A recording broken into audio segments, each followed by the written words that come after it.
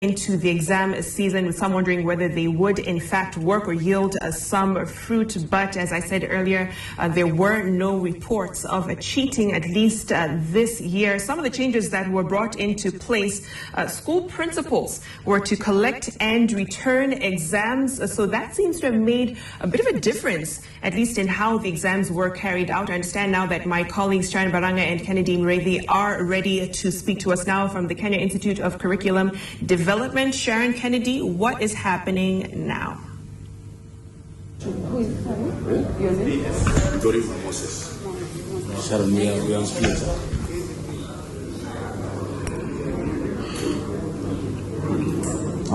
Education stakeholders are currently streaming in at the Kenya Institute of Curriculum Development. We now have the PS of Basic Education, Bello Kipsang. We have NAC Secretary General Wilson Sosion. We have UPED Secretary General Akelo Misori, among other state education stakeholders who are here to witness the release of the 2016 Kenya Certificate of Primary Education. Now, the Cabinet Secretary is not yet here, but he is expected any moment from now.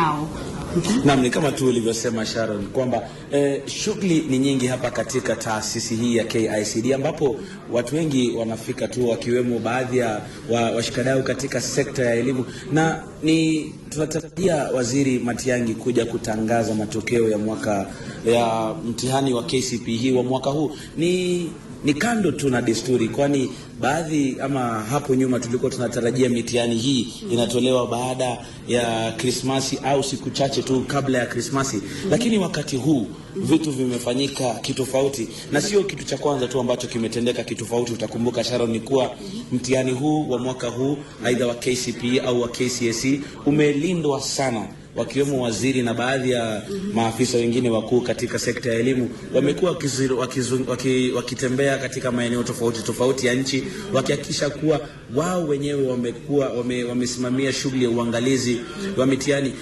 Na tunatarajia baadhi ya vitu ambavyo tunatarajia kusikia kutoka kwake Waziri Matiang'i ni kuwa, je, visa vya udanganyifu vimepungua? Yeah, like you said, Kennedy, a lot of things have been done out of the norm. We always expect the results to be released after Christmas, that is from December 27th, but now we are seeing results being released from today, 1st December. I know these news that have ambushed everyone, including the pupils, wherever they are, because they didn't expect this. And now this historically, these exams were really guided, and it is because of the cheating cases that happened last year, where we had over 5,000 students cheating in exams. Now we can see the Cabinet Secretary is here, ready to release the results. I think now we can hand over to Vicky. Yes, na Waziri Matiang'i amewasili tu sasa hivi na kundi lake, na tunatarajia kuwa atatoa taarifa kamili. Itakumbuka kuwa pia Sharon, ni kuwa wanafunzi 1900 walikalia mtihani, ama zaidi ya 1900 walikalia mtihani mwaka huu, na itakuwa swala ambalo Wakenya wangetaka kujua, je, ikakuwa vipi kuwa mtihani ukatolewa mapema hivi mwaka huu? Je, ni nini kimekuwa kizingiti miaka hiyo ya hapo awali kuwa mitihani itakumbuka tu ni wiki 2 zimepita sasa tangu mtihani ufanywe, na tayari tuna matokeo. Je, KCSE hata labda tunaweza itwa wiki ijayo tuambiwe, je, ndio hizi ndio haya matokeo?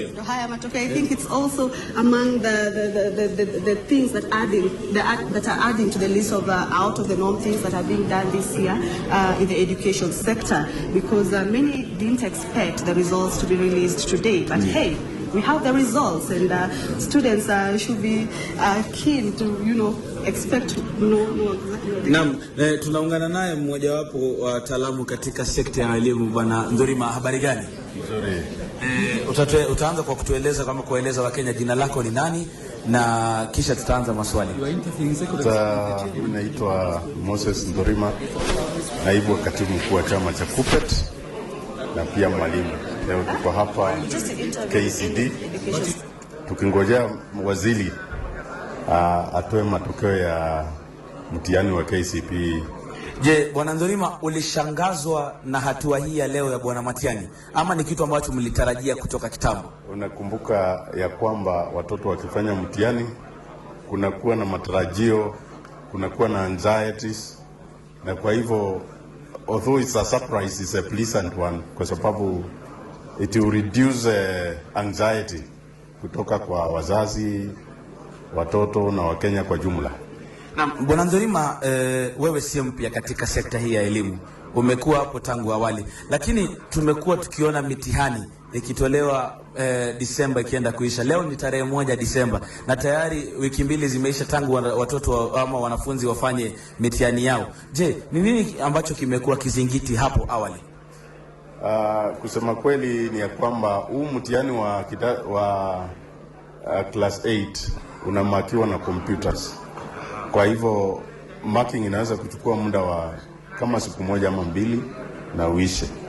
Kwa hivyo sijui kwa nini Wizara ya Elimu imekuwa na kuweka watu mpaka mwezi moja, miezi mbili.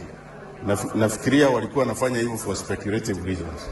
Tunataka kusema Matiang'i afanya vizuri kwa sababu hii mtihani inatarajiwa itoke kwa siku mbili ya marking na itoke. Ndio watu wajitayarishe na tuendelee pamoja. So wewe mwenyewe pia unafikiria ama una imani kuwa hatua hii haitakuwa na dukuduku zozote, kwani tayari umeshasema ni kompyuta zilikuwa zinafanya usahihishaji? Yeah. Ingalikuwa inamakiwa na mikono tungesema ameenda haraka, lakini sasa tunaona ya kwamba amefanya vile tunatarajia. Baada ya siku 2-3 mtihani umekuwa marked na umetolewa kwa wananchi na wenye wanangojea results. Na ushatathminiwa kabisa. Na kuna ile swala pia la sheria mpya ambazo yeye mwenyewe amezitoa. Kuna watu ambao walikuwa katika NEC walibadilishwa na kuna sheria ama kuna mabadiliko tu mengi. Je, mabadiliko haya yanaweza kuwa yamechangia haswa katika kuharakishwa kwa mambo? Naona ya kwamba mabadiliko yamechangia na ni ya kwamba tunataka kuona wizara nyingine katika serikalini wakifanya mambo kama vile Matiang'i anafanya. Kuna hatua ambazo mengi kama vile ranking. Unajua hii mtihani ni mambo ya masomo, ni meritorious, na ukiweka merit katika kila kitu unaona kwamba quality inaenda juu ya kila kitu. Yeah. Umezungumzia swala la ranking, nikirejea tu kwa kizungu ambacho umesema. Je, tunatarajia kuona swala hilo ama limerejea wakati huu? Tunatarajia kwa sababu hii ni sheria.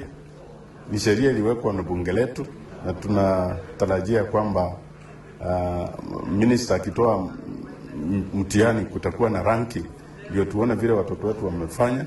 Zamani tulikuwa tuna rank wizi, leo tunaona tutarank merit yenyewe ambayo watu wamefanya hiyo kazi, na tunatarajia kuona mema katika nchi hii.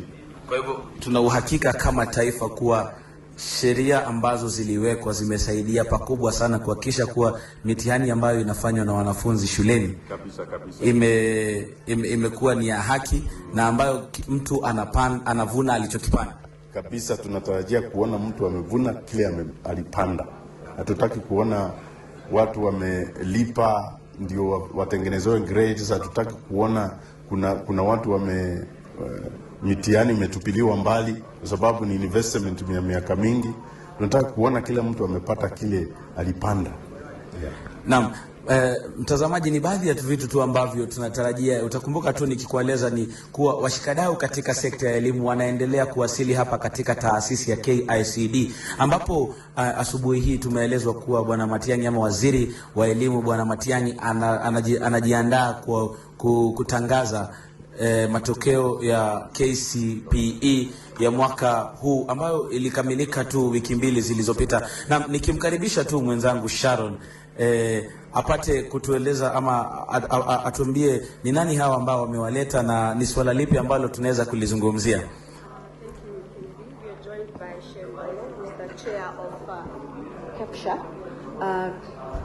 We're joined by Shem Dolos, the chairman of KCSE. Yes. Welcome to the center. Yeah, thank you. Now, this is out of the norm. We're not used to seeing results being released this early. What is your opinion of that? Yeah, thank you. It is a good gesture. It is a good gesture because it has never happened, but because of the reforms that we have brought in the education sector, and above all pertaining the exams, we expected it to happen as such. so that we saw the credibility and the manner in which we have curbed the cheating. This is a clear indication that teaching had been curbed, and this is the result of what we have worked for. Yes. So as an education stakeholder, what is your opinion about the measures the government put in place to try and curb cheating? Of course, when you talk of government, I'm part of those who put in measures.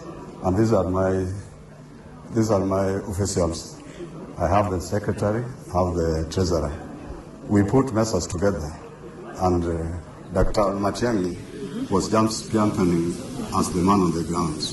But the measures that we put in place, in the first place, we ensured that all the exams were manned by the head teachers as the center managers. They were to collect the exams and bring them and take back to the station where the exams are delivered.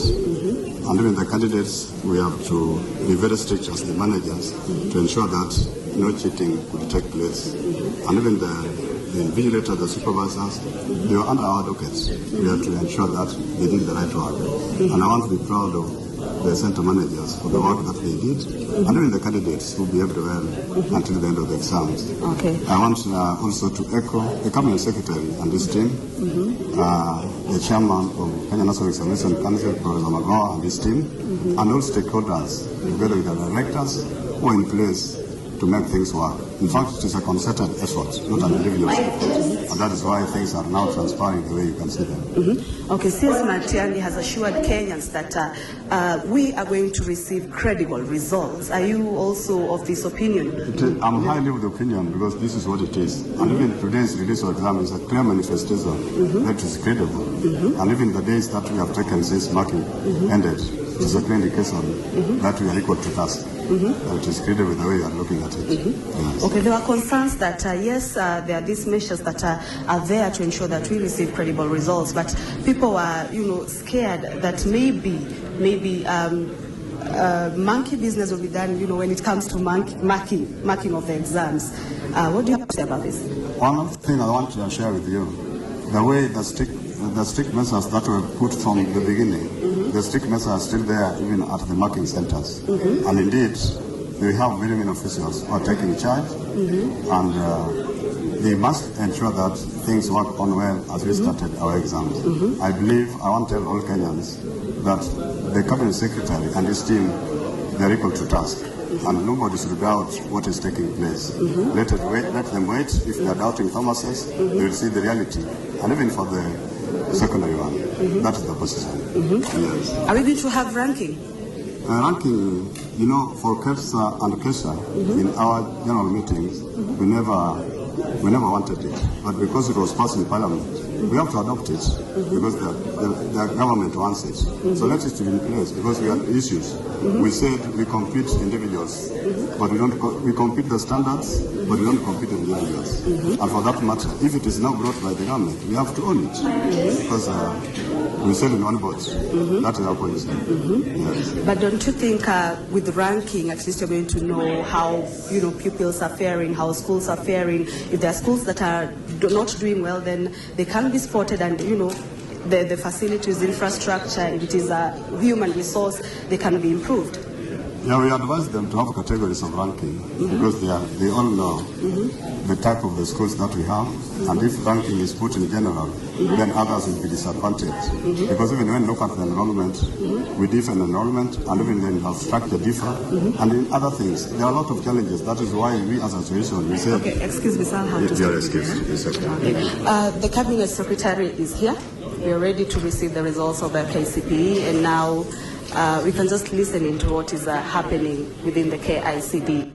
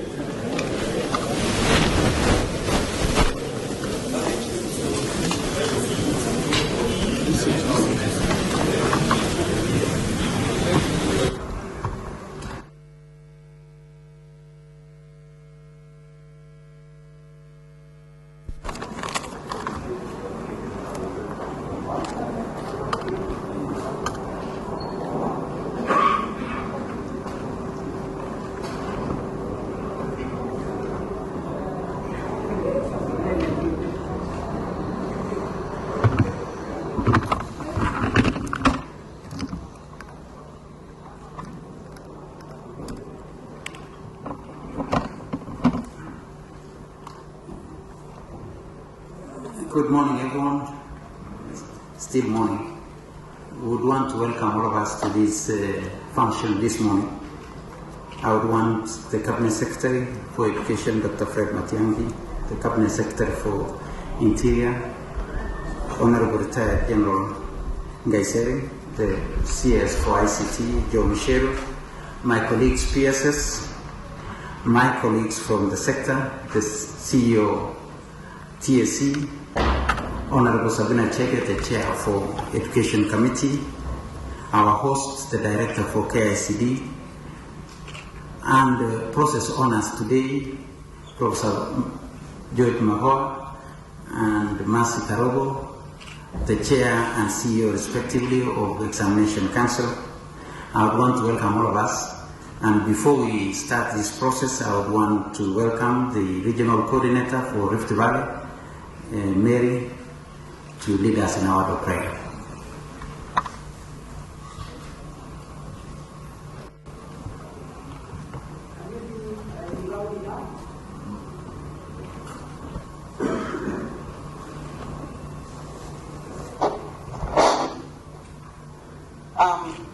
Let us bow down for a word of prayer. Father, we come before you this time of the day. We want to thank you for the gift of life. We want to thank you for giving us the responsibility that you have given unto us. We are seated here to start a meeting. We are seeking for your guidance and direction. And when we come to the end of the meeting, we want to be careful to give thanks to you. In Jesus' name we pray and believe. So thank you very much.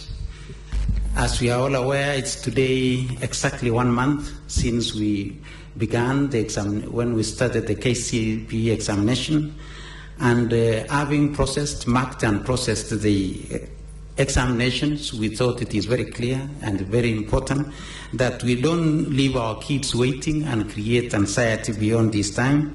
And that is why today we are doing this early release of the examination so that we can transfer the benefit of having started the exams slightly earlier to the child and to the parents.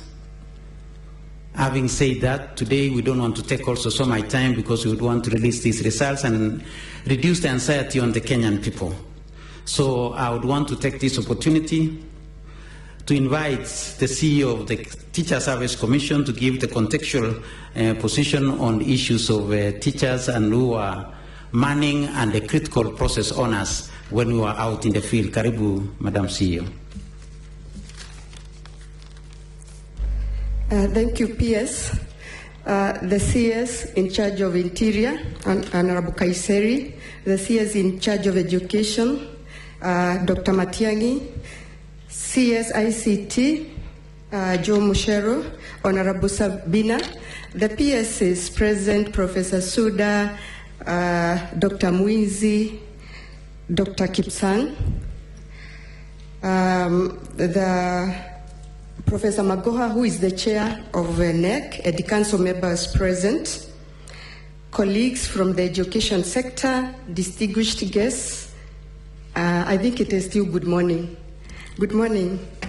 So I stand before you here today very pleased that we are going to deliver credible results today. And I'll start by thanking teachers who have seen this come true today.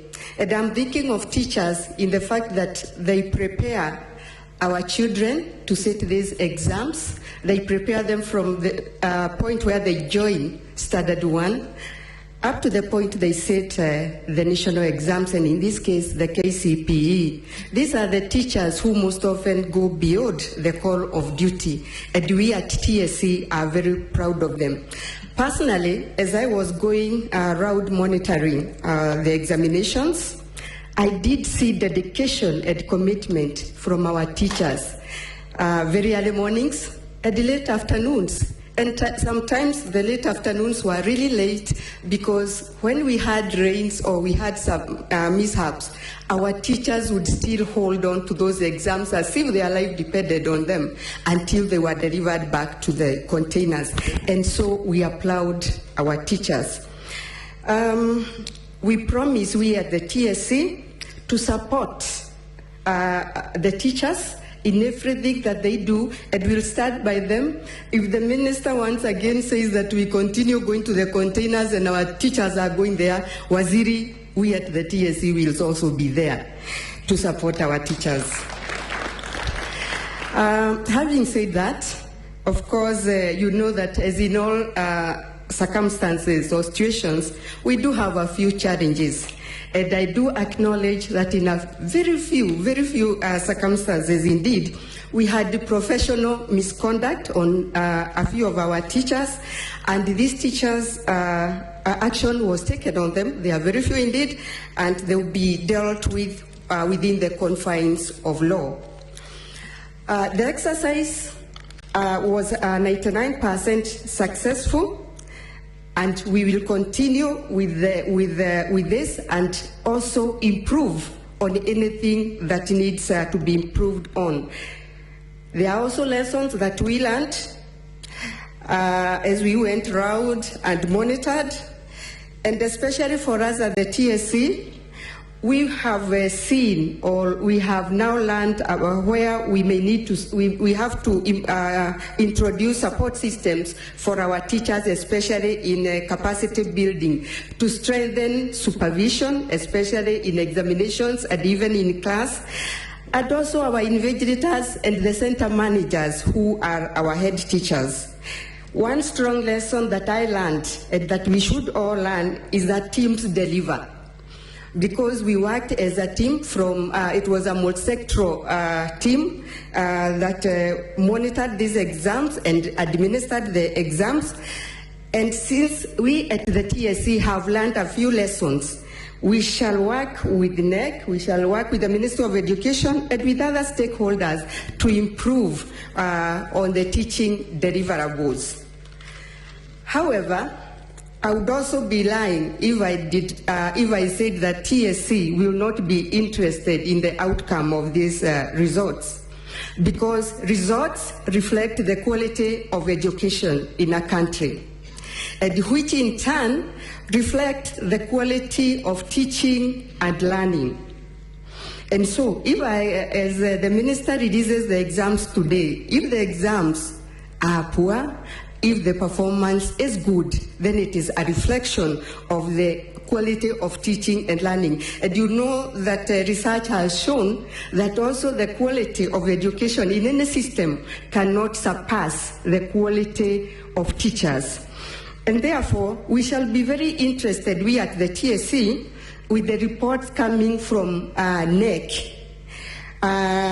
because this will reflect the performance on our teachers and the head teachers who are the center managers. So we shall study the reports from NEC, and we shall take corresponding action, especially in line with the performance contract and the performance appraisals that we have rolled out. We would want to know if there was poor performance in a school, where were our teachers?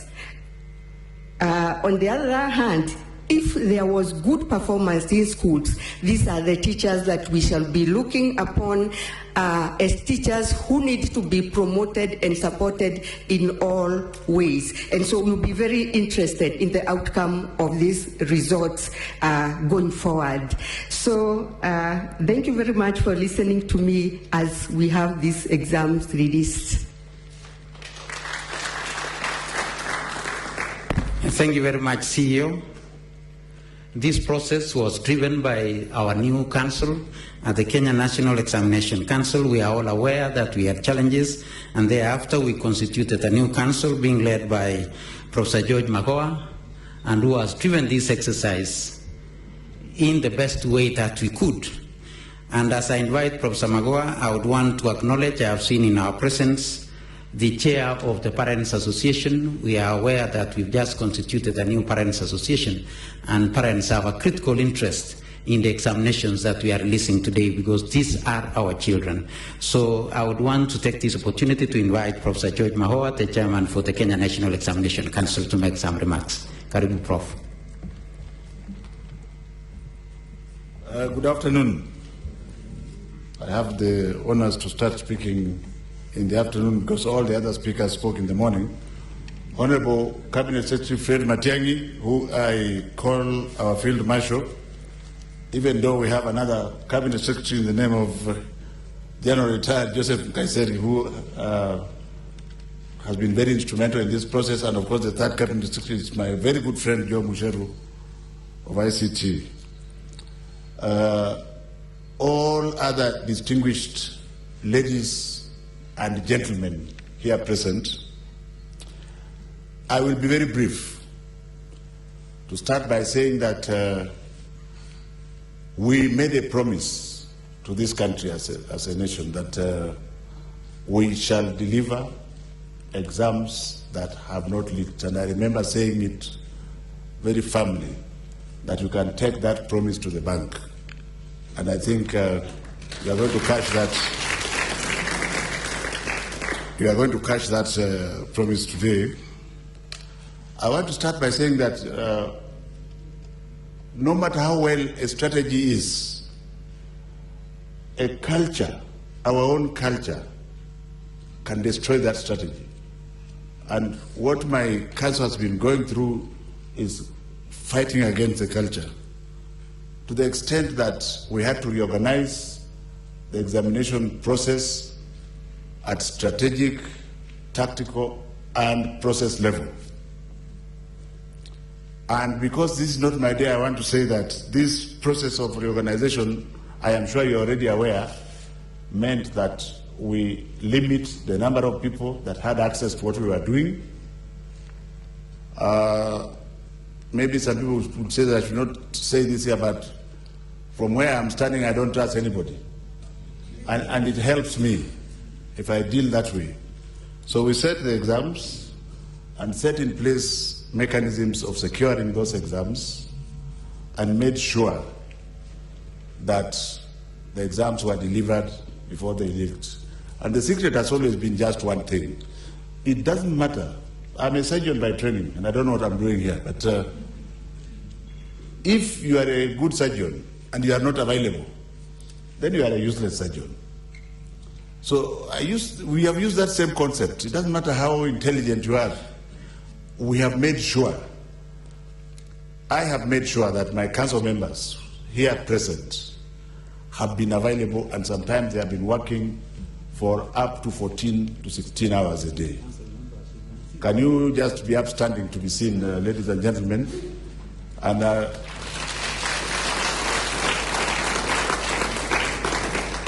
I shall not apologize to you. Please sit down.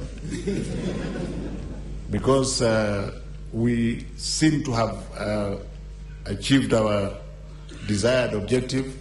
There have been reasonable challenges, and those challenges we have dealt with them together with the directors at the Ministry of Education, who are also seated here. Maybe if you can kindly stand so that the media can see all the directors who are with us in the field, all these directors,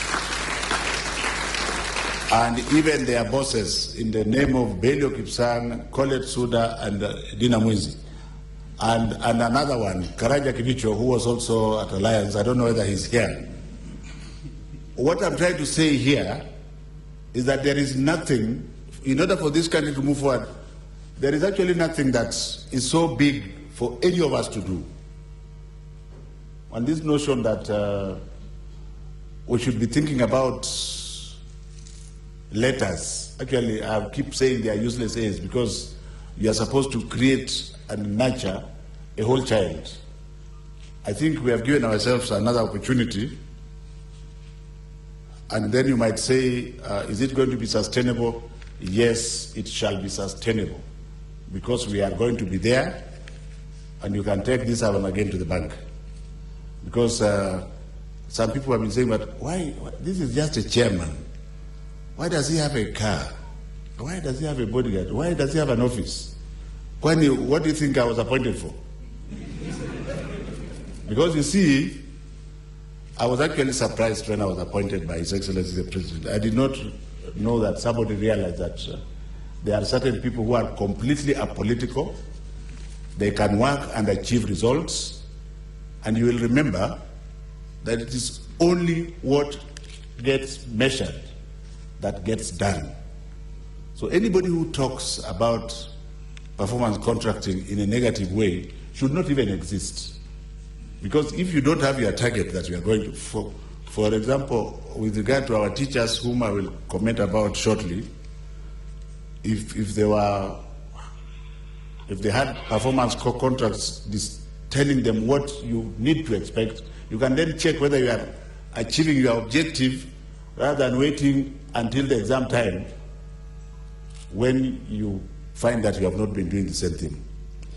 Teaching, and I've taught at the university for 38 years, is a noble profession, and I don't believe any teacher should lie in order to market or to get more students.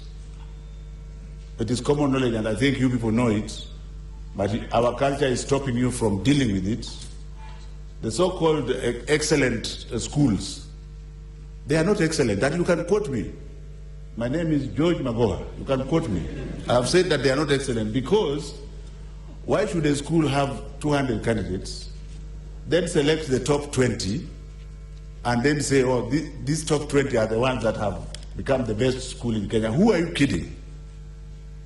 All this, allow me, Bwana CS, to say this is nonsense, and it should stop, honestly.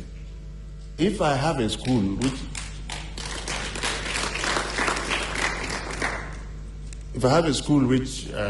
has 100 children, the public should know that your school, by the way, if you are very lucky, you will get top 10 of them performing well.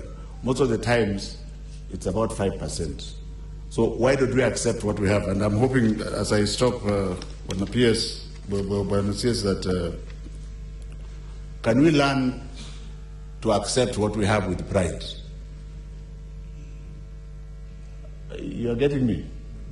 If your child has a D+, go and celebrate that child. That D+ is only 5% of what you were here to do at school. And encourage your children to tell you, when the teachers don't come to the class, you come and tell you, Mommy, today we didn't see the teacher. And you deal with it.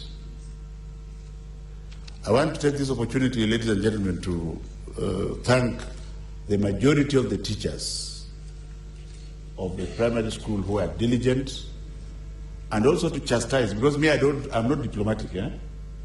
Also to chastise those who are not teaching, because a sizable, small number are not teaching. Please teach or ship out. It's as simple as that.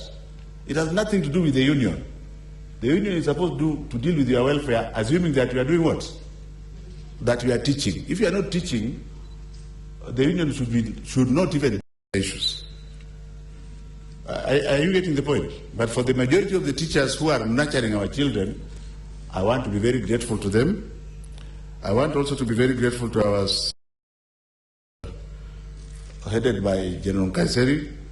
It is true that if we did not have them to secure the examination, one or two things would have happened, and perhaps we would have had, I'm not going to release the results to you. The person to release the result is sitting there, it's CS. But you will see why I'm saying that. I'm very grateful. General NKAISSERY's men were always there. I saw OCPDs in their full uniform. I don't know how many I saw across the country at 4:45 in the morning, outside a container. My other friend, Joe Musheru, why this exam has not leaked is because we have secured it. Even you guys did know that we are going to release today, isn't it? Hey. So the culprit is Joe Musheru. And so for our field marshal, I think if you want to hear about how happy the people are about it, I am not a politician, I have no interest. But go to the ground and listen. It means you don't have to be a politician. You can serve your country diligently as long as the government is smart enough to identify and tap from you. And I want to be grateful to the CS. And to leave it there, and just to say that we are going into the next step where we are going to start now marking the secondary school examinations. Don't ask us questions, just wait for the results. And anybody who tries to do anything that is not necessary, I cannot tell you the strategy, but don't try it. If you try it, I think you will have yourself to blame.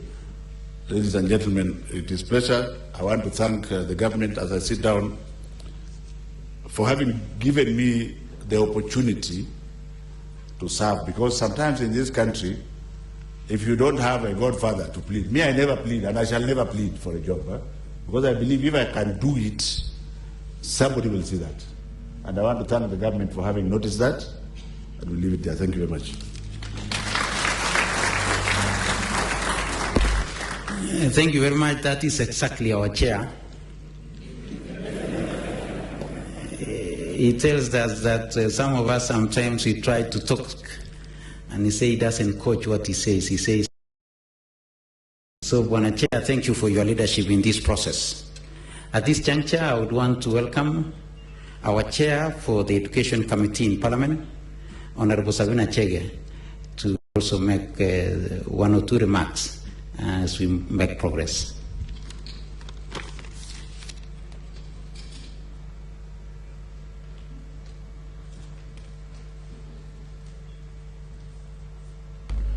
Thank you, PS. Our CS Education, CS Security, and CS Mushero, our PSs, all the distinguished ladies and gentlemen. Mine is going to be very brief because this is not my day. And just to tell the team, because it's a team, congratulations. We are very, very, very proud of you. And a few things that you have taught Kenyans are one, whatever it can be done. And mine, as a chair of a parliamentary committee on education, we want to again reiterate that we are going to give you our full support.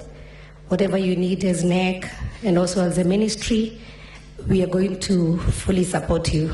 CS NKAISSERY, we are very proud of you also for the kind of support that your men and ladies offered to this project. At least this year, I was not threatened to be arrested for saying something was wrong, because actually nothing went wrong. And second, I'd also want to tell the CEO, TSE, that we are going to support you also, and especially when you're looking at the teachers' welfare. I know for sure then promotions should be given home. And so as you come back to us on the teachers who have really performed very well, we will not shy away from your support, because we have seen them waking up early and we have seen them that they can actually work. Thank you to the unions for the support that you gave. And we just want to say again, congratulations to everybody, and to the students and the parents, all the best and congratulations. And because I will not have another chance, I'd like to say maybe you all have a Merry Christmas and a Happy New Year. Thank you very much. Thank you, Chair. As she left, I mentioned about unions.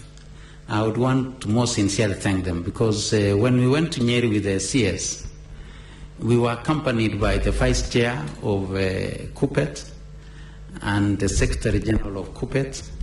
When I was in Kajiado, I was with the Executive Secretary for Kajiado, and every other county that we were in, they were represented by the Executive Secretaries of both NAT and KUPPET. And you've been a critical partner in this journey. Our other two critical colleagues have been the chair of Kenya Secondary School Heads Association. I hope Bwana Indumuli is around. And represented well. And I've seen Bwana Ndolo as the chair of the Kenya Primary School Heads Association. We are very grateful for the work that you did. CS, at this point now, with your permission, because we are moving to the next level, with your permission, please allow me to invite the CS for ICT to make some comments. Karibu Wasire.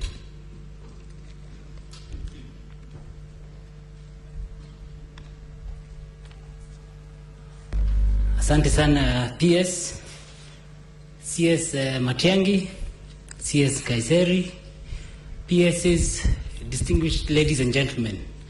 Today I stand here very proud to be a Kenyan and to be one of the ICT practitioners in this country. when I came into this docket, one of the things that people kept asking is, why can't the government embrace ICT and use it to make things more efficient, to make things more transparent, more open? And I think today is a day where we can actually see that come together. First, we're here as a government, not just a ministry. We're here also as a country. We have looked at all the opportunities that are needed to make sure we have credible exams. And the role that we've played as ICT is mostly hidden. It's not usually seen by everybody, but it's been very effective.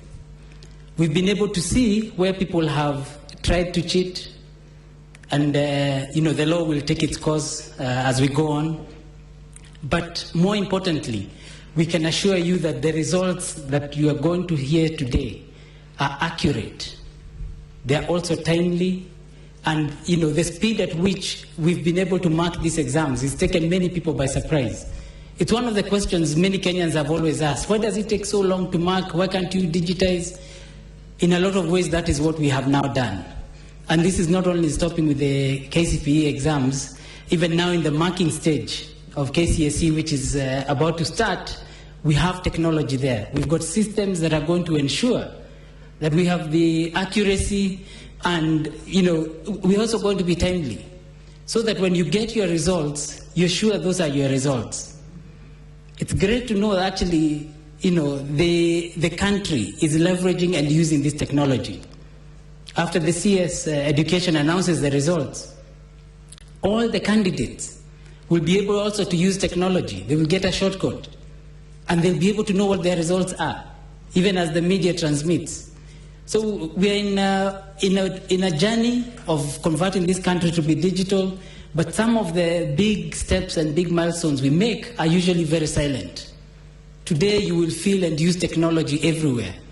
And so we are very pleased in the ministry and obviously as a government that we've been able to pass through this difficult time. Many people felt that government may not be able to coordinate well. I think we have been able to prove that we, with commitment, with dedication, and with teamwork, we can be able to make a huge difference for this country. So I don't have much more to say, except that, again, I am extremely proud as an ICT practitioner, as a Kenyan, that we're leveraging technology to change the lives of our young people, and that we can continue to expand that, even as we expand on our various other digital programs in the country. So thank you very much, and I also wish you Merry Christmas. Okay, thank you. Thank you very much, Wasiri. Again, CS, with your permission, allow me to invite the Cabinet Secretary for Interior and Coordination of National Government, Honorable General Retired Joseph NKAISSERY. Karibu Wasiri.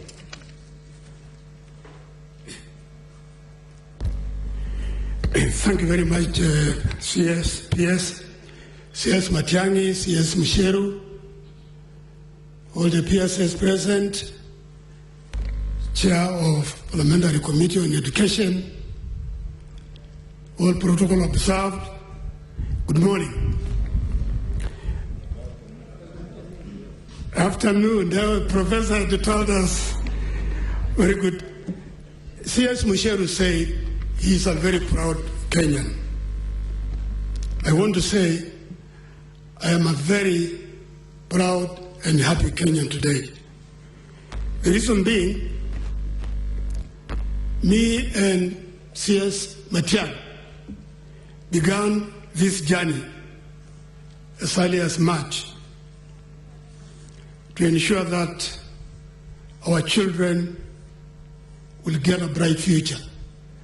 Not through cheating, but through a credible system. So we began a journey when the President gave a directive that CS Matiang'i and I look for the best way to stop or to bring to an end the culture of exam cheating. So we started a strategy on how to get or how to achieve that. And we began by CS Matiang'i dissolving the National Examination Council and putting in a new team. I think that is the beginning of this journey. And I am happy that my ministry participated fully in this endeavor. We ensure that for the exam to be credible, they have to be secure. And so we directed all our officers in the counties, in the region, to ensure that they collaborate, they coordinate with the education ministry. And so today, we, Kenyan children, including the teachers, including the parents, are going to receive credible results as a work of dedicated citizen in the form of the National Examination Council and the invigilators, the markers, and so on and so forth. So we are here really to ensure that in the future is bright, because we will never go back again to the level whereby a child is given the results he did not or she did not achieve. It will be a flawless, seamless examination in future. And I think this is the beginning. And I think I want to congratulate CS Matiang'i and his team, because in the organization I belong, before I became a politician, we had only two standards. One standard is the lowest, and the other is the highest. We don't have excellent, very good, or pass. We have met expectation or exceeded expectation. I think this team exceeded expectation, because even the media did not know that we are releasing exams results today. That means we made sure that we secure this up to the last minute. I want to say the secondary examination, which is being marked, which ended yesterday, I want to send a very powerful message that these exams are fully secured, and anyone trying, whoever you are, trying to sneak in, and you have heard CS Musheru say, we have put in place a very credible system where we will be able to catch you and to know what you're doing. So I want to send this message that as you continue marking this exam, don't try any monkey game, my friend. So I am a very happy Kenyan, I'm a very proud Kenyan, and I want to take this opportunity to congratulate the team, congratulate the teachers, and congratulate the children and the parents, and wish you the very best as we come to the end of the year and the very best of the next year. God bless you. Thank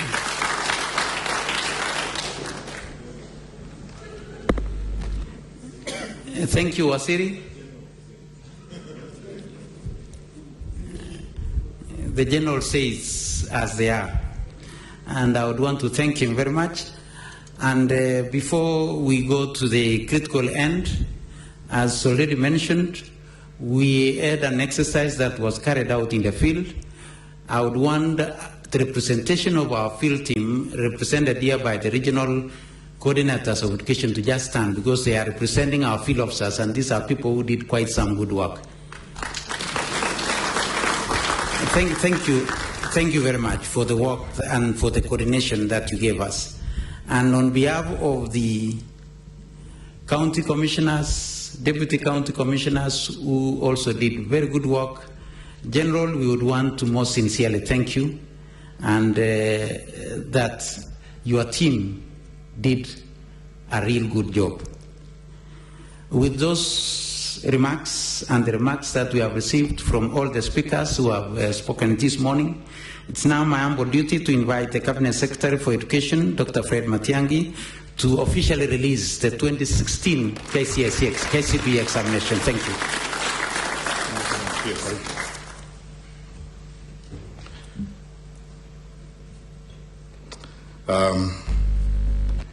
My colleagues, my elder brother, our Cabinet Secretary for Interior and Coordination of National Government, General Joseph NKAISSERY, my brother Joe Musheru, our Cabinet Secretary for ICT, my colleagues from the Ministry, our Principal Secretaries, Professor Colette Suda, Dr. Dina Mwinzi, and my brother and now my compatriot in this particular issue, Dr. Belio Kipsang, Professor MAGOHA and the Council, together with your CEO, my many colleagues who are here from the education sector, our regional coordinators, our very valued directors and my colleagues from Jogo, the leaders of our unions who are here, both KUPPET and Kenya National Union of Teachers.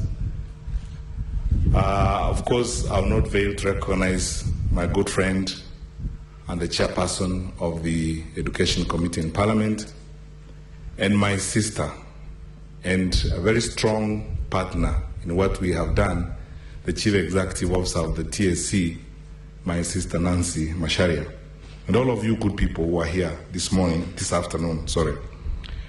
I will be very brief because, again, because of technology, we are going to put out the results in a few minutes, and we have decided this year to put out virtually all the data about the results so that you can do the analysis as you proceed. And therefore, I will not spend so much time. And maybe I will highlight one or two things and then we proceed and release the results. But before I do so, I want to say this. First of all, individually, in my own right as an individual and a citizen of this country, I'm very grateful. And I very sincerely thank the Lord for the opportunity to serve my country and thank the President for the opportunity he has given us to serve in this position. And I want to tell you very sincerely that I thank the Lord for the way He has led us in the last 1 month. All of us have been all over the country, by road, by air, and moved everywhere. But we are fine, save for a mishap we had with our head teachers from Meru, and about 2 or so students we lost in circumstances that had nothing to do with the exam. All our candidates have completed the exams. They are safe and sound. They have gone back to their parents. All our directors and everyone is okay.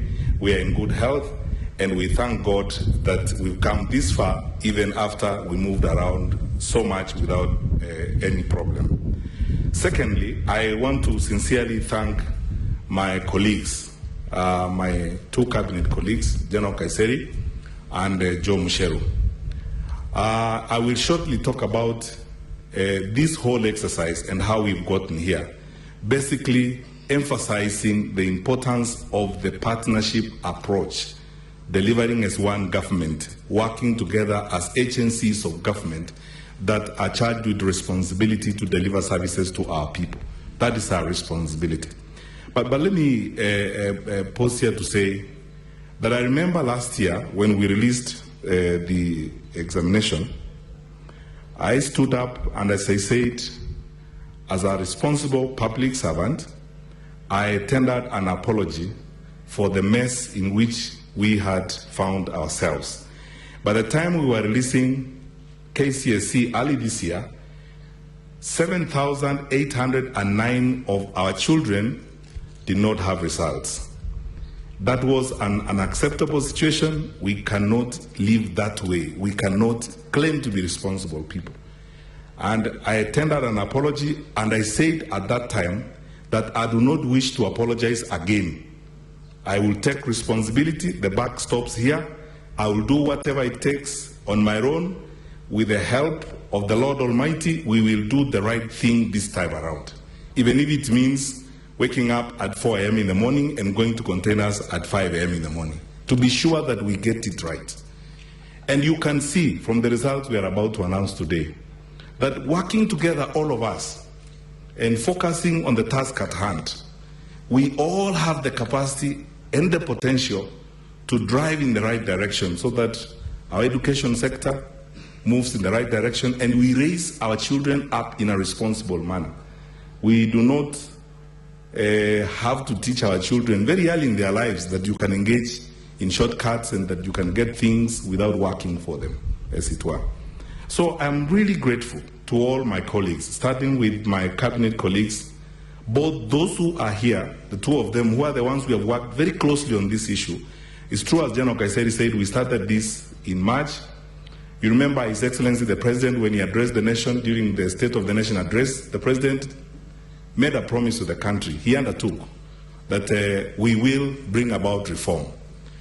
And I sincerely want to say this before you as fellow citizens and fellow countrymen, that our President has remained very focused and very consistent on this issue, and my cabinet colleagues who are here can testify to the solid and focused leadership the President has provided to the manner in which we are moving forward in the education sector.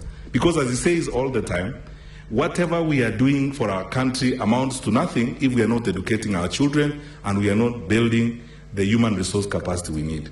So I'm grateful, first as a citizen, not even as a cabinet minister, first of all, as a citizen of the country, that our President is that focused, is that committed, and is providing us the guidance and the support that we need. This exam, coming to it now, demonstrates that the partnership approach works, that coordination works, that working together, all of us, that if we actually abandon the silo mentality that sometimes we get into of working in our own corners, we will do better and we will deliver better.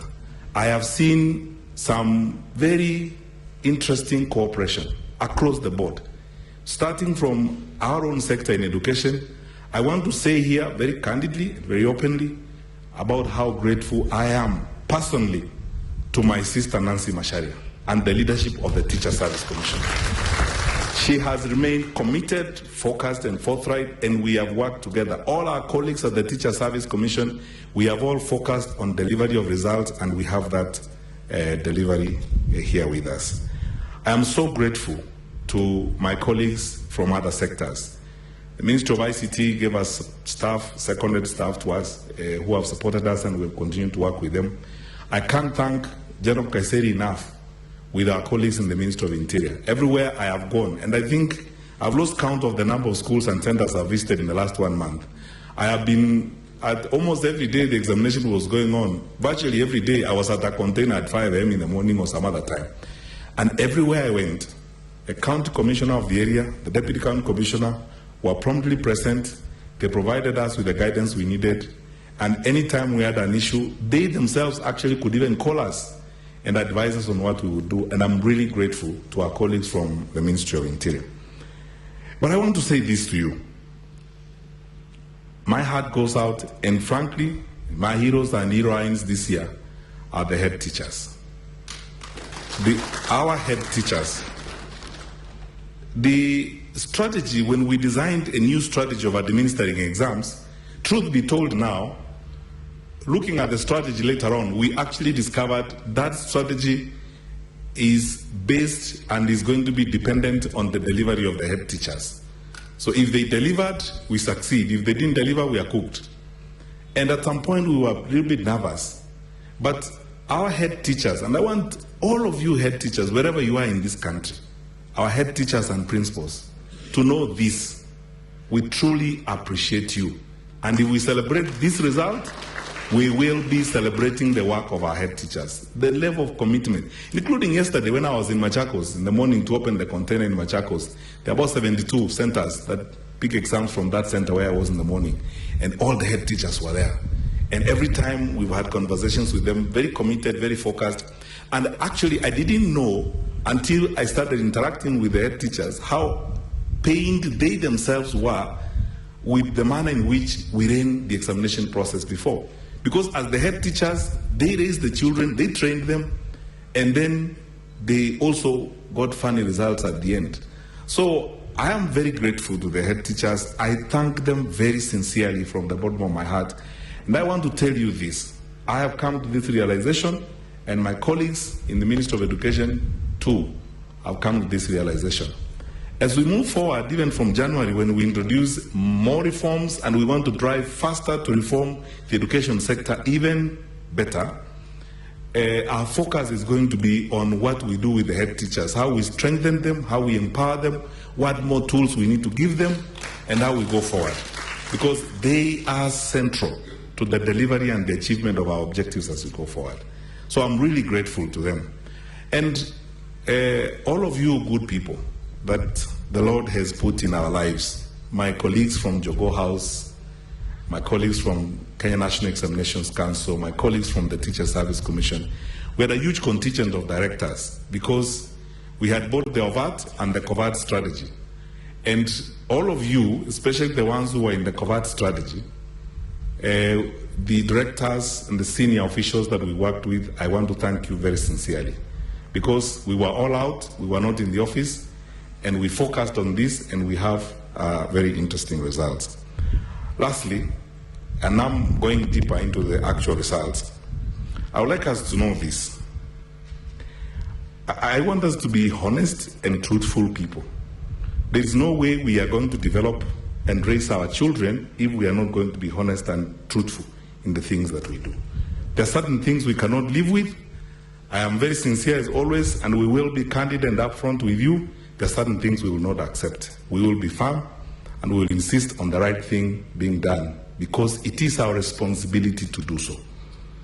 So in cases where we have had challenges, I support the actions that the Teacher Service Commission has taken. I support the policy decisions that Nancy has taken and everything that the TSC has taken. It has the full backing of government and the ministry. That we have to move in that direction to bring about a sense of seriousness in some of the things we do. We will have a lot to learn as we move forward. And there are many lessons we have drawn from this result. And I hope that as we move forward, we will build on these results and improve on what we do. The leadership of the Kenya Primary Schools Heads Association, I wrote to you personally to express my gratitude. Because, Mr. Ndolo, I am very honest. You have been steadfast and consistent. Even when we actually sat down and agreed to change the school calendar and the school timetable and do the right thing, you did not waver. Mr. Ndimuli and the team from the Kenya Secondary Schools Heads Association, I thank you. You have demonstrated responsibility. Every time we consulted, the agreement we reached on how we are going to move forward, you did not waver. We moved forward on that particular front. I'm very grateful to you. I'm grateful to the leadership of the union for their cooperation and for their support as we move forward. So here are the results, and I want to highlight a few issues, and then the rest you will get in the data that we are going to generate. I'm going to make available to the press the entirety of my statement releasing the results, which essentially constitutes the overall ministerial report on the results, so that you can make reference to it as it were. And before I say the actuals on the results, I want you to know this. We are committed, as I said, to delivering on the right things, so we are moving ahead. We are releasing the results now. Form 1 selection begins immediately. We will meet here on 9th of December to wind up the selection for national schools and all that. And we want our children to report to school on 9th of January, the Form 1s. I would like that every parent goes to Christmas this year knowing where their children are going to go and knowing what is going to happen. So letters for Form 1 admission will be available and will be given before Christmas. We are all going to be working to be sure that our children get their letters, so that when we are done with the Christmas holidays, we do not waste a month or 2 months the way we have been doing in the past, where we waste 2 months, 3 months in some cases, and some children report to school in March and so on. There is no need to waste time that way, because it's straightforward, and this is something we are going to do. Many of our national schools are doing selection electronically. We've already made the preparatory work. It's all sorted out and done, thanks to the work that we are doing with the Ministry of ICT. Once we input the data, our selection process will be even faster this year, as it were, so that everyone gets their admission and we carry on as it were. So whatever I may not be able to address now, I believe my brother, the PS, will tell you I'll deal with it on 9th when we are doing, next week Friday, when we are completing the national schools process. We had 942,021 candidates sit for KCPE in 2016. Out of these, 49.7% were girls and 50.3% were boys. This is a slight increase from the candidature in 2015. In 2015, we had 938,912 candidates who sat for KCPE. So you can see that we have a slight increase of about 1.4% in the candidature across the board. This year, again, thanks to the directive we were given by the President, we paid special attention to our special needs candidates. We registered 1,950 special needs candidates. And even when we planned their exams, again, because of the directive the President gave, we made special contingent arrangements for special needs candidates. And when we look at their performance, it's very impressive. Some of our national schools have now adopted an integrated mechanism, so some of our special needs candidates will actually be admitted in the national schools as we go forward. So we had a raft of measures to support the special needs candidates, but the performance was very high. So here is where it gets interesting.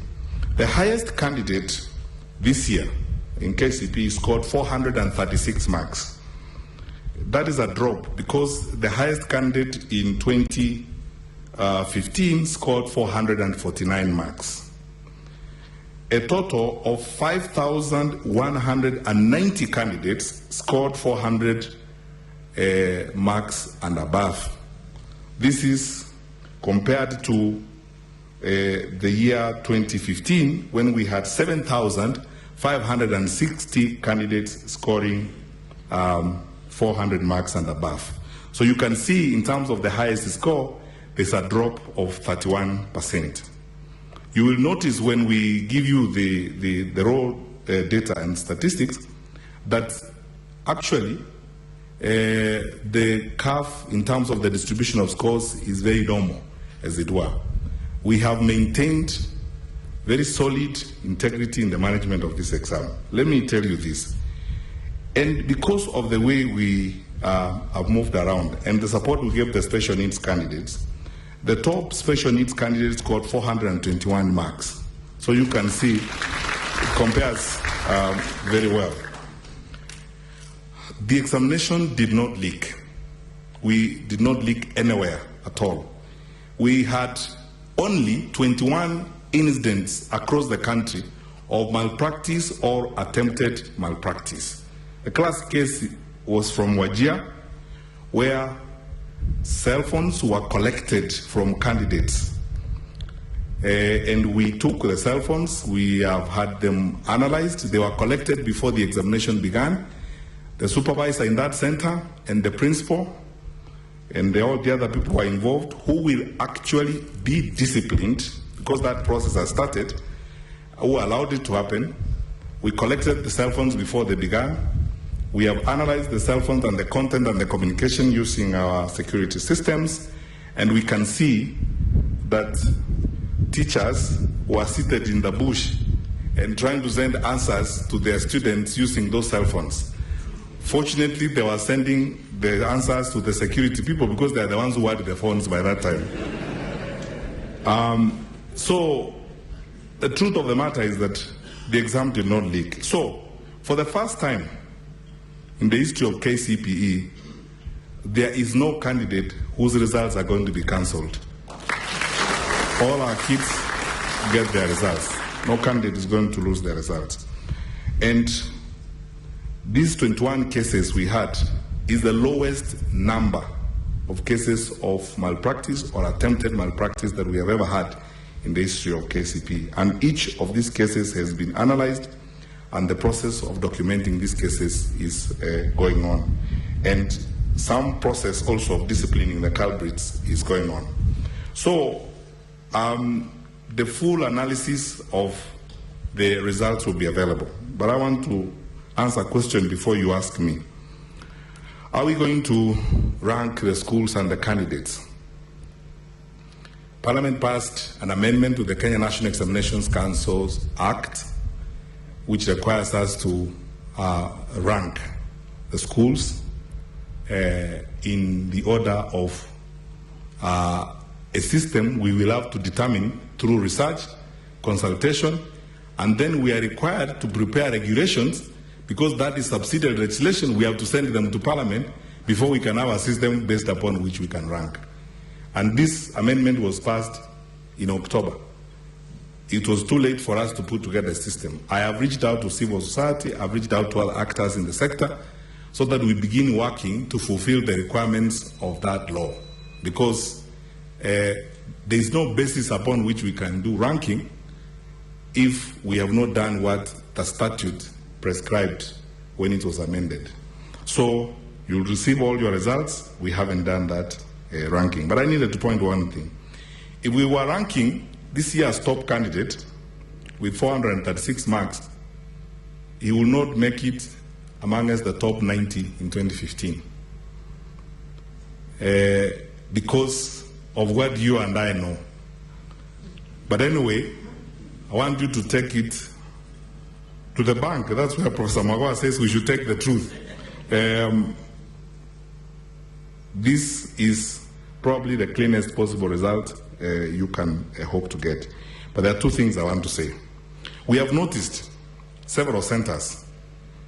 You know, this game has been going on for a long time, but I will tell you, family, what is going to happen. Some private schools have been registering 2 centers in one school. I called in the Kenya Private Schools Association on Monday, and I had a come to Jesus with them. The issue is, we know that School X has got 200 candidates. So they choose to register students between candidate number 1 and 21. And they present us one center with 21 candidates so that their mean can go up. That nonsense has got to end, and it's ending now, 2016. We have firmly instructed the Kenya National Examinations Council, and it can't be any blunt than it is now. Firmly instructed the Kenya National Examinations Council that never again will we register 2 centers in one entity. From next year, we are going to have a one entity, one center approach. If you bring those kinds of business, we deregister you, period.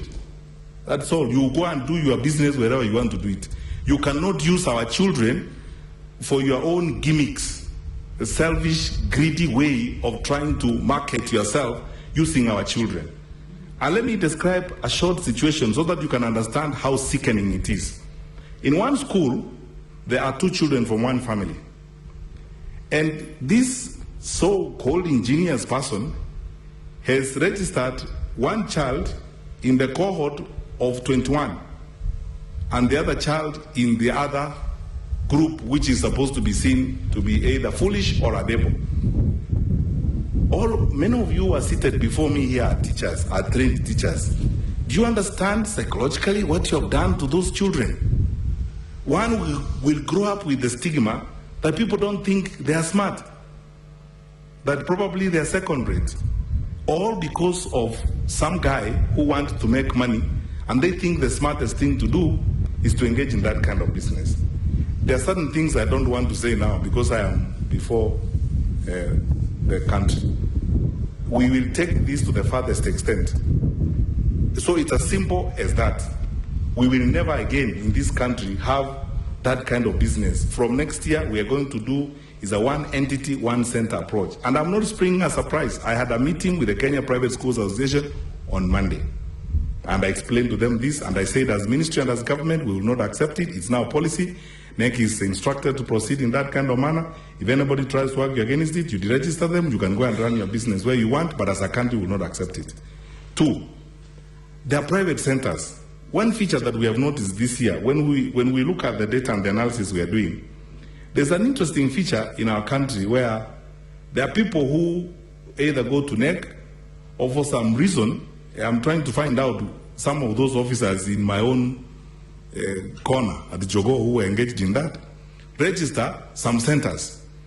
We have a school in a particular part of the country, I don't want to stigmatize that part of the country, 2 schools actually, where there are no students from 1 to Form 3. They only have Form 4 students. 2 schools. And they are administering an exam. There are private schools. When I was moving around, you go to places where in Nakuru and other places where you go, the officers take you to behind some shop where you find people doing an exam. They say they are actually private candidates, registered as private candidates. Many of them actually ran away when we started cracking hard on these people. Some of the absent candidates you will see in our data this year is from those people, because when they knew we were moving around ourselves, they vanished in the process. So here is the way we will go. We will never again have any of those private centers that do exams from behind shops. Any private center or private candidates who register for an exam will do an exam from a Ministry of Education institution. Because if you register as private candidates, you are in Nairobi, we have plenty of places in Nairobi. We will find a school for you in Nairobi where you will do your exam. We will find a TTC for you. We will find a polytechnic for you where you will do your exam. You don't have to go to somewhere behind Ngara and want to do the exam from there, because I can tell you for a fact, half of those are cases of impersonation where people are doing exams for others and so on and so forth. And that is the sector that fueled examination cheating. Because those are the people who invest money in buying invigilators, buying supervisors, and so on. So we're cleaning up. And then let everyone agree, we have to clean up. That's the way we're going to go, as it were. So NEC, again, is also instructed on that. Those private centers, you will be registered as a private candidate, that's fine, but you will do an exam from a Ministry of Education institution. Once you have been registered, NEC will tell you, you will do your exam from Nairobi School. And we'll go to the principal of Nairobi School, they will give us a room where we'll locate you. Or we'll go to the principal of Ngara Girls or principal of Pangani. They give us a place where we will locate you, working with our regional coordinators and our county directors. We locate you, you do your exam from there. That is how we will protect the integrity of the exam. I think, by and large, that is it. I did promise, and I think it's now policy. We have agreed that from next year we'll be paying examination fees for all our candidates, whether they're in public or private schools. And in that vein, when we do Form 1 selection, all our children who have 400 marks and above, whether they are from private or public schools, will be selected to national schools of their choice as we go forward. And we will deal with case-by-case arrangement, as we have been asked by the Kenya Private Schools Association, and we'll keep working with them.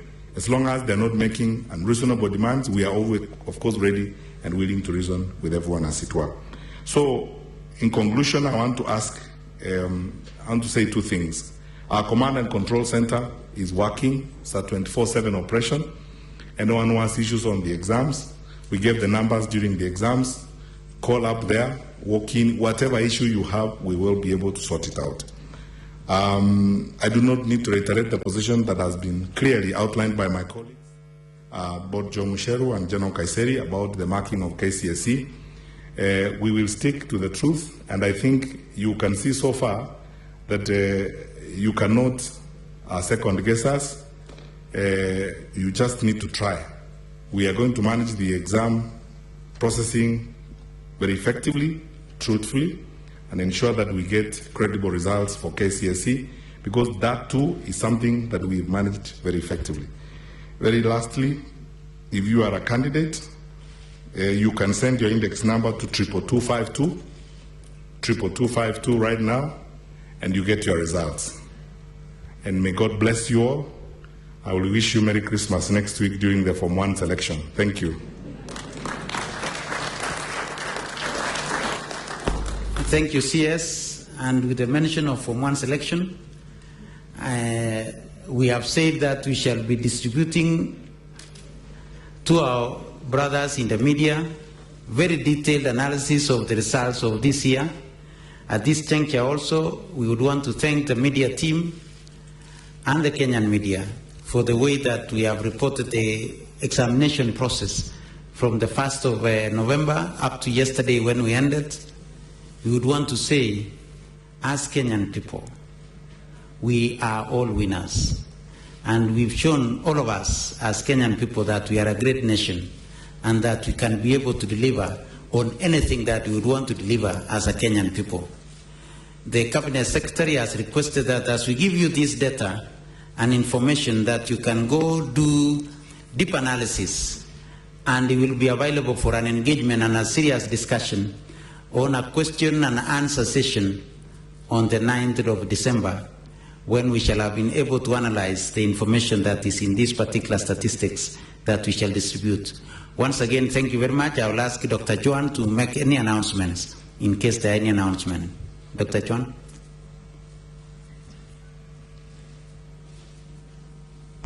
Thank you, our CSS, our PSS. Ladies and gentlemen, colleagues, we'll release our visitors to go to the waiting room, and then our colleagues, you will find a place outside there where you can have a cup of tea, and then we move on from there.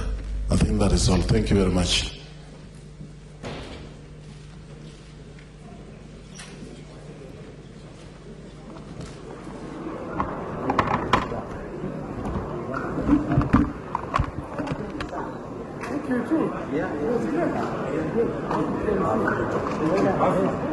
It's done.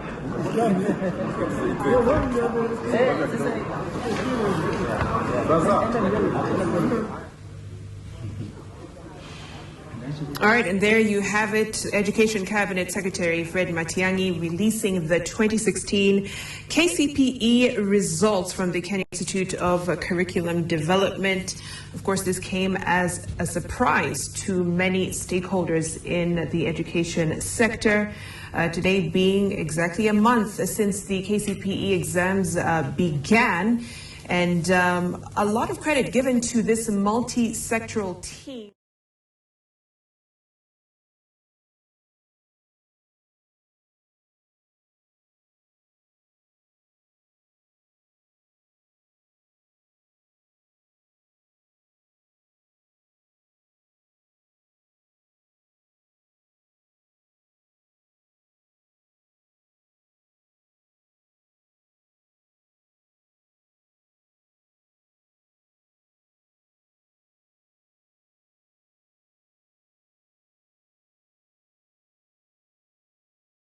%, successful. We also heard the Cabinet Secretary say that there were no exams that were cancelled. 21 cases of malpractice or attempted malpractice were reported, but at least no news of any serious cheating cases reported. No ranking, though this year it was expected that we would return to the ranking system after the NEC Act 2016.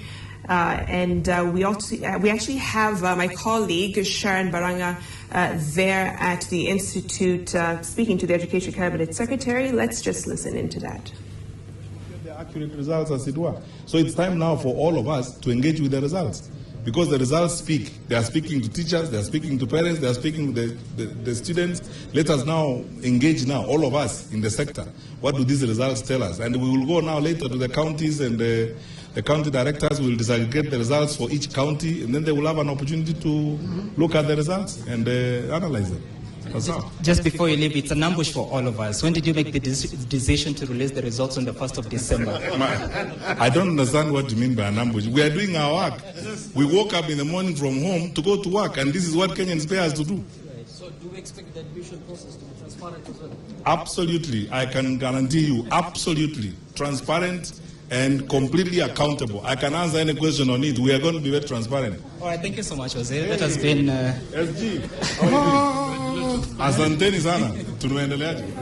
Kenya certificate of... Now, the Cabinet Secretary of Education just released the KCPE exams, and the top student scored 436 marks. Now, according to the Cabinet Secretary, if this student was ranked in line with the 2015 candidates, then he will not fall into the top 90. And these are just among results of an exam that was really guarded just to ensure that we have credible results. Now, the top student in the special needs category had 421 marks, and this year students, over 5,000 students scored 400 and above, compared to last year where we had 7,000 and above students scoring 400 and above. And now we are joined by the chairman of KEPSHA, Mr. Shem, who's going to help us put all these results into perspective. Welcome to the set. Karibu. So, Mr. Shem, maybe we can try and analyze these KCPE exams that have just been released by the Kenya by the Cabinet Secretary of Education. We now have the results released. We have the top student 436. What's your take on that? Yeah, thank you. I think I'm one of the happiest people in Kenya, and above all as a leader, for the kind of the release that we have gotten today for KCPE. It has come out of the set of every individual child was a candidate, and the top candidate was done 436 marks. I'm happy that this is credible because it is a result that has not been doctored.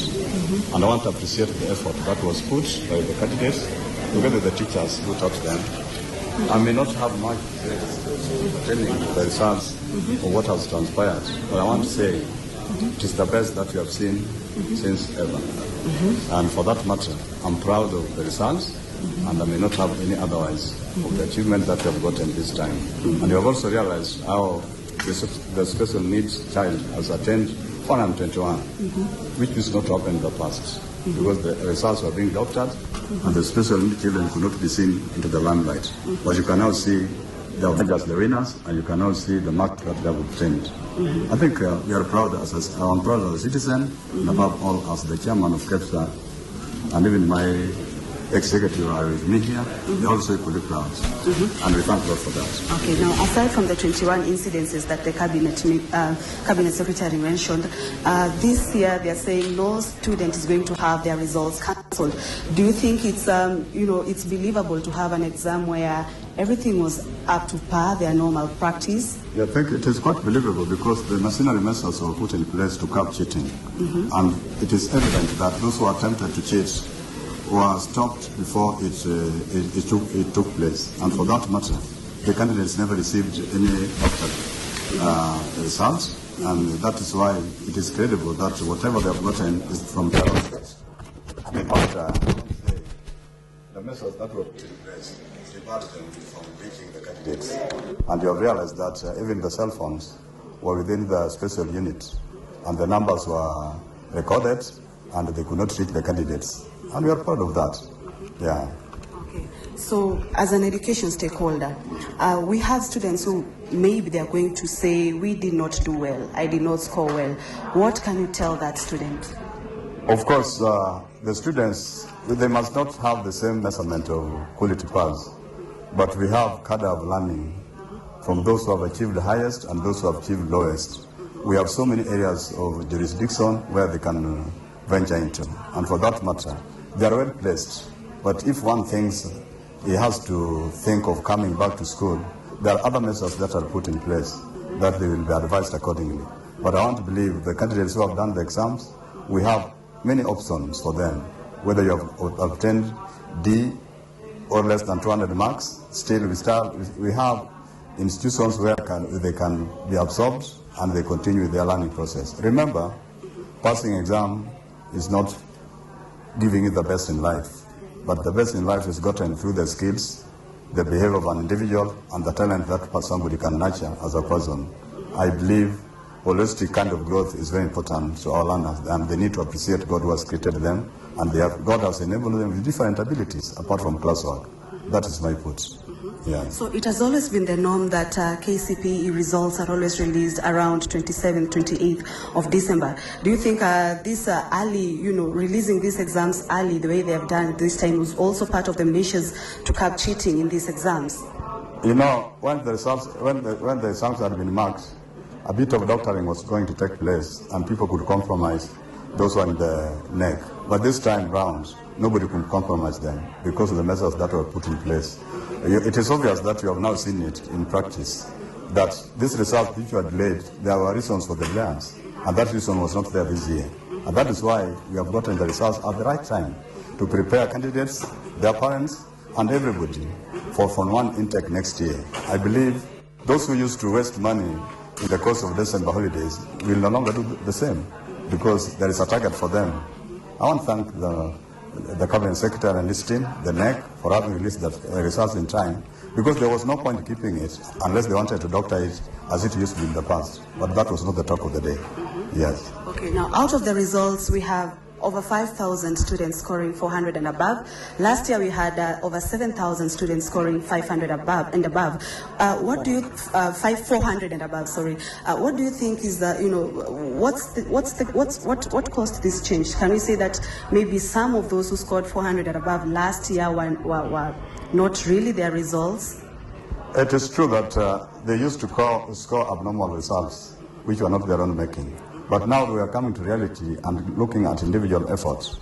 We had to come down with the number of A's that we had this year. And that's why that kind of discrepancy is evident, because children did the exams out of their own sweats. They were not doctored. But if they were doctored, they would have achieved higher than that. It is a clear manifestation that children did it out of their own sweat. And that's what I want to say as of now. Okay. Yes. Thank you so much, Mr. Shem. Thank you for inviting us to the set. We're now joined by... Okay, thank you so much. Okay, I now want to... Okay, now I want to, I'm handing it back to Vicky. Thank you, Sharon Baranga there, giving us an update of the just released 2016 KCPE results from the Kenya Institute of Curriculum Development. The Education Cabinet Secretary, Fred Matiang'i, ambushing the country, I must say, with these results exactly a month since they began. I want to introduce my guests very quickly, and as we start our analysis into all of this, to my immediate right, Dr. Andrew Riachi. He is a senior lecturer at the University of Nairobi, also part of the Department of Educational Administration and Planning. And to my far right, Dr. Emmanuel Manyasa, and he is from Uwezo, Kenya, also a lecturer at Kenyatta University. Gentlemen, thank you for joining me. First question, what do you make of these results coming out today? I'll start with you, Dr. Riachi. Thank you very much. I feel honored to see this kind of history being made today. I think what I see is it's possible, it can be done, we can improve efficiency in the management of national exams, we can save time, and it's just brilliant. An effort of a team by the NEC, the Cabinet Secretary, and I believe with the strong goodwill of the President of the Republic of Kenya, who has made it possible for all, as you rightly said, this is a multi-agency effort, security, Ministry of Education, and others, which the Ministry of Education agencies, NEC, KICD, I believe KCSE, KME, all those institutions, I believe, have made efforts, they have collaborated. It can be done, and I think it is something that has given Kenyans a lot of hope. So, Dr. Manyasa, do you agree? Because the Cabinet Secretary, Matiang'i, said that this is emphasizing the importance of a partnership approach when it comes to tackling the exams. Do you think that's what led to the success? Do you think it was successful? I should even ask that. First, I have a reason to believe it was successful. Yesterday I had an interview with part of your team, and I told them I was happy with the way the examinations had been conducted this year. I'm actually also happy that they have released them early, because it gives time to parents to prepare for the new year, rather than after spending everything on making merry in Christmas, and then in January you are told now your son or daughter is the top candidate in the country and you don't know what to do. Right. So I'm happy with everything, but just to emphasize that it demonstrates what teamwork can do, and why every other issue in the country maybe needs to be approached in this manner, through teamwork and through collaboration. And and just focused leadership. We must commend Dr. Matiang'i. He was courageous when he started this, and a lot of people doubted that it could be done, and it has been done. We don't want to say this is the end. I think there's still a lot of things that need to happen.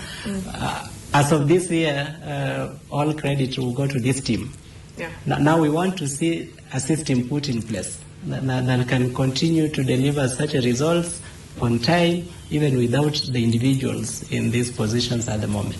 And a lot of success credited to the fact that 21 cases of malpractice or attempted malpractice were reported, meaning that no exams will be cancelled. Is it possible there were no cases of cheating whatsoever? I am not one of those people who believe that there is anything man-made that is perfect. Okay. And so I wouldn't want to agree that there is zero case. There were maybe a few of them, and they may have been negligible and they passed through the system. Maybe the extent was not even much, so they were not.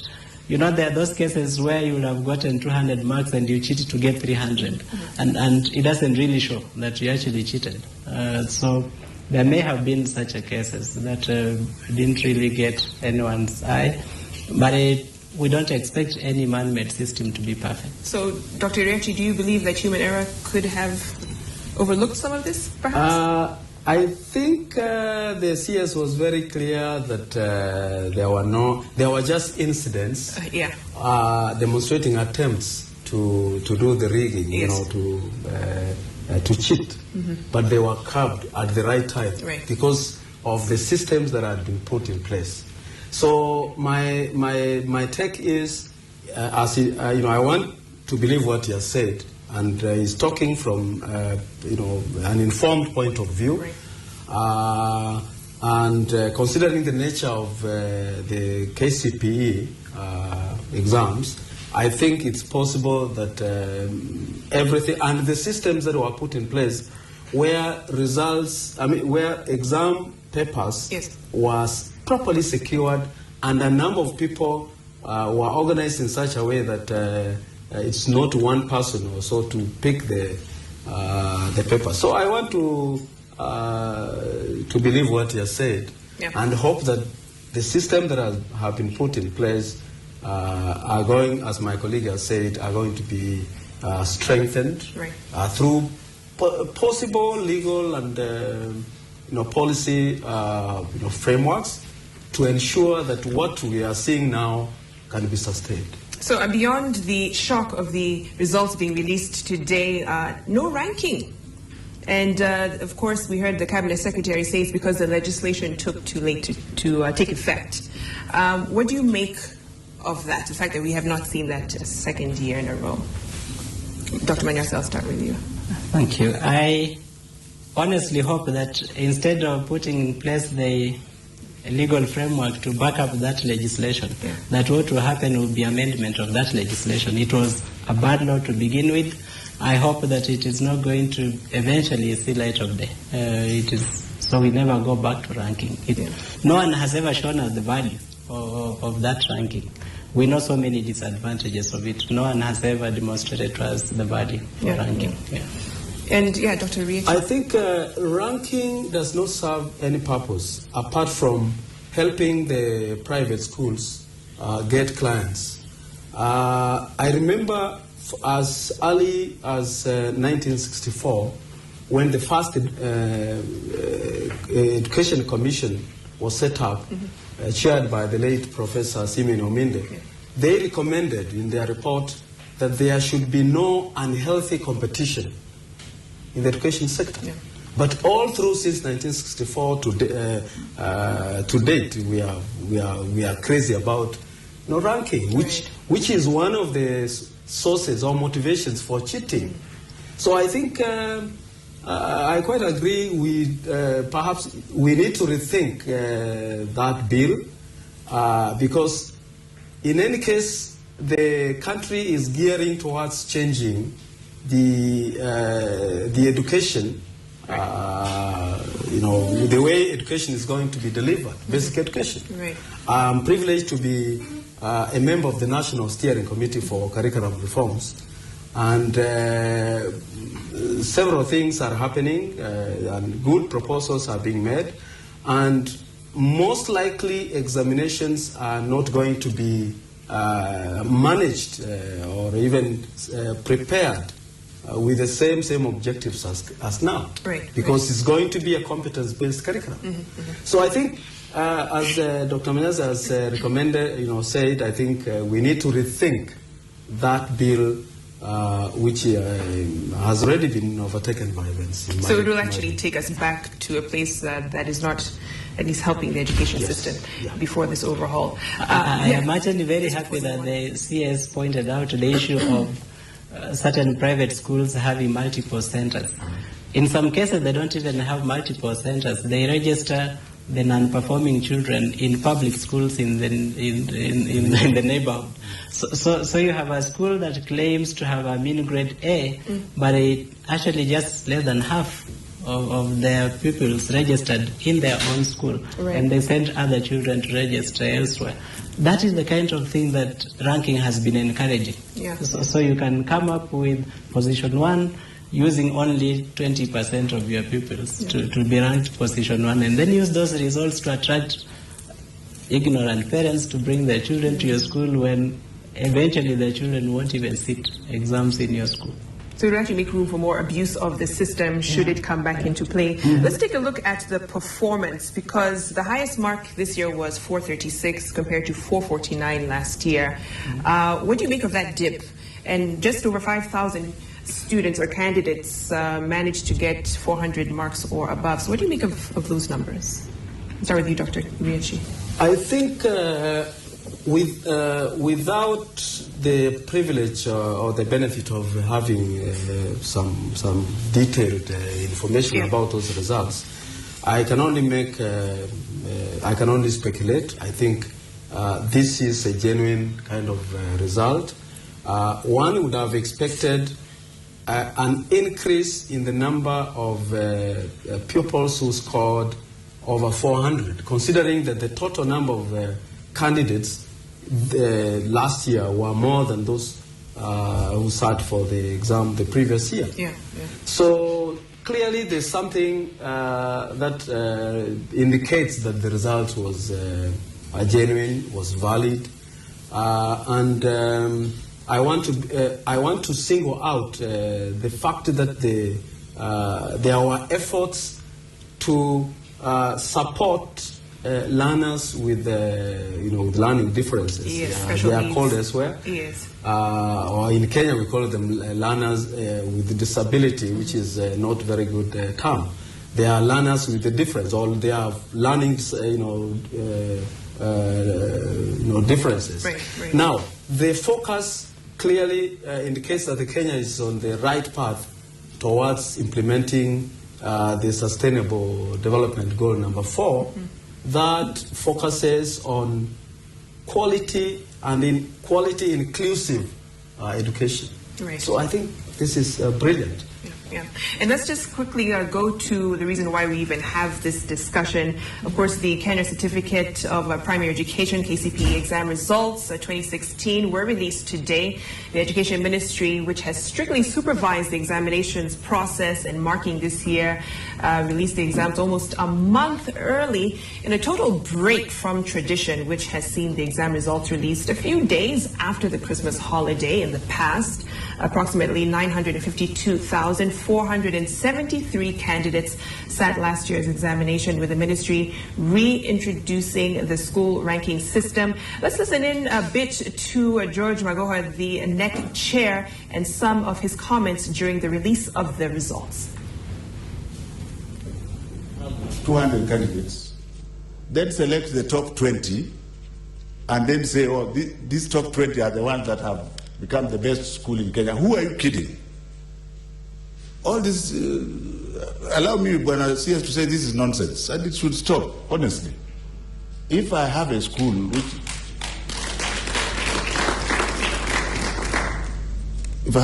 which has 100 children, the public should know that your school, by the way, if you are very lucky, you will get top 10 of them performing well. Most of the times, it's about 5%. So why don't we accept what we have? And I'm hoping, as I stop when appears, that can we learn to accept what we have with pride? You are getting me? If your child has a D+, go and celebrate that child. That D+ is only 5% of what you are here to do at school. And encourage your children to tell you, when the teachers don't come to the class, you come and tell you, Mommy, today we didn't see the teacher. And you deal with it. Some very interesting and pertinent sentiments coming from George MAGOHA, the NEC chair. But earlier this morning, Education Cabinet Secretary Fred Matiang'i and his team briefed President Uhuru Kenyatta on the 2016 Kenya Certificate of Primary Education, or KCPE, results. After getting briefed, the head of state instructed that the results be released immediately. The Education CS was accompanied by the Kenya National Examination Council Chair, Professor George MAGOHA, who we just heard from, Education Principal Secretary Belio Kipsang, Teachers Service Commission Chief Executive Officer Nancy Macharia, and Mercy Karogo of the Kenya National Examination Council.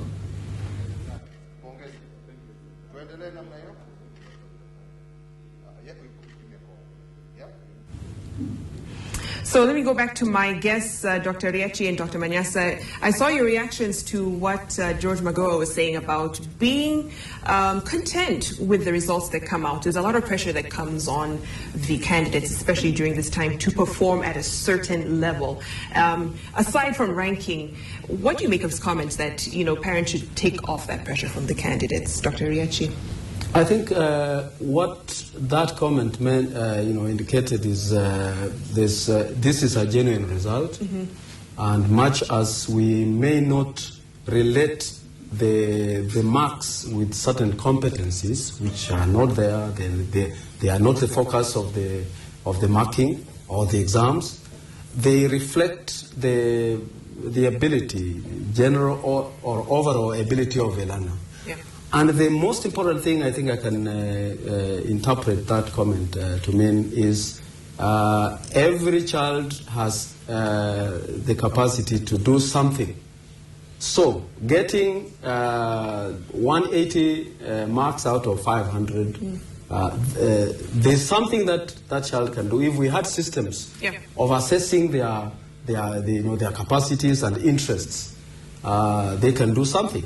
Now, but I am very sure Professor MAGOHA clearly understands the anxiety parents are going through, because these examination results will be used for placement purposes. Exactly. Yeah. And the fact that our schools are classified into national schools, super county schools, and so on, which is something that we need to rethink and standardize all schools.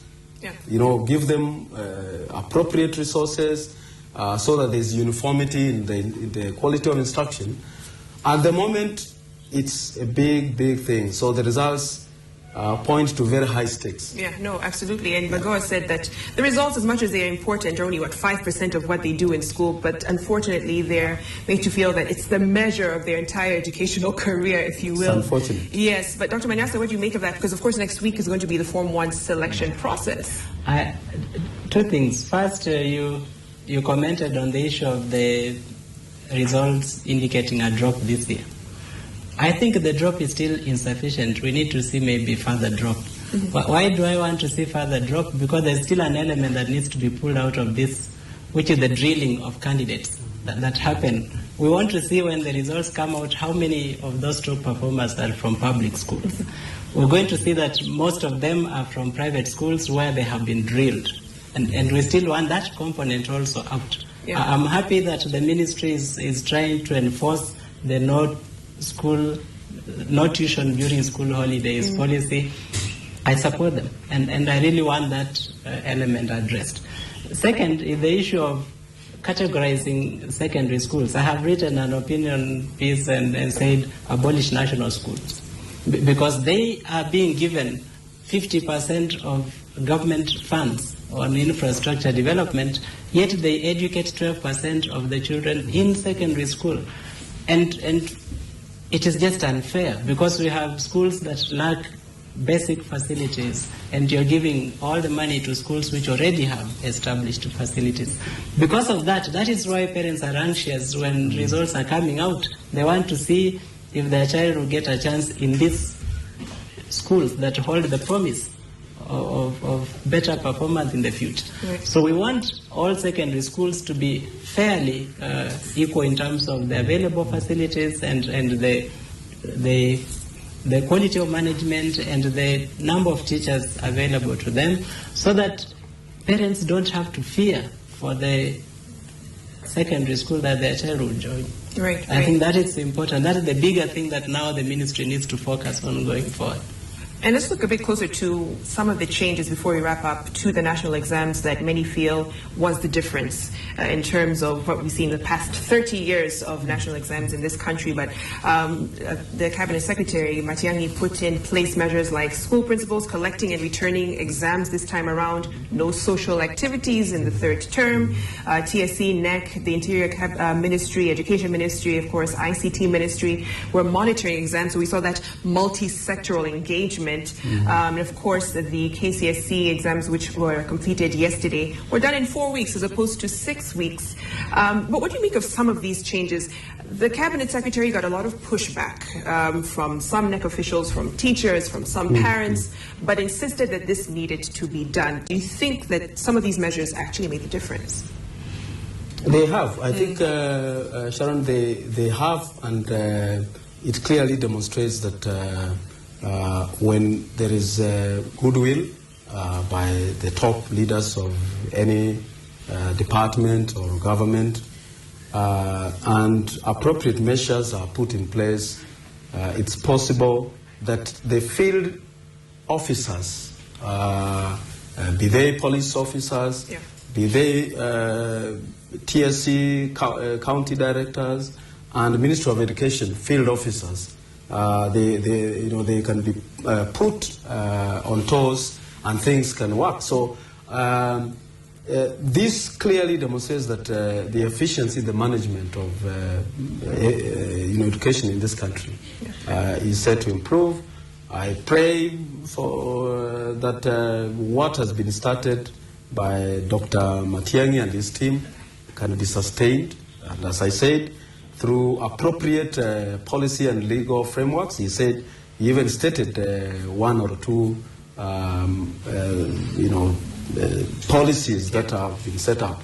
So I think it's something that has given hope to Kenyans. What he has started with his team, with the support of the top leadership of the country, is giving a lot of hope to Kenyans who are complaining about the declining quality of education. Yeah. He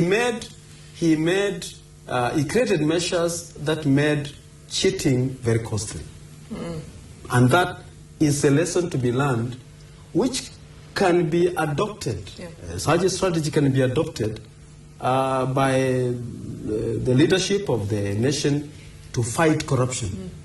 Because what he was trying to fight was corruption in education. Right. So lessons can be learned and replicated in other sectors. Yeah, no pun intended from the Ministry of Education to teach a lesson to other sectors of government. We have to leave it there. Dr. Manyasa and Dr. Riachi, thank you so much for coming in, given the short notice and giving us analysis on what this means moving forward. Of course, some of those changes and measures put in by the Cabinet Secretary for Education bearing some fruit, at least from what we've seen from the initial results given out today. That does it for at least this part of the coverage of the 2016 KCPE results. Of course, for those candidates out there, SMS your index numbers to 22252 to find out the results. And of course, we'll be hearing later on from the various candidates and top performers and schools in our subsequent bulletins. For now, that does it for me, Victoria Rubadiri. But stay tuned for NTV Sasa coming up next.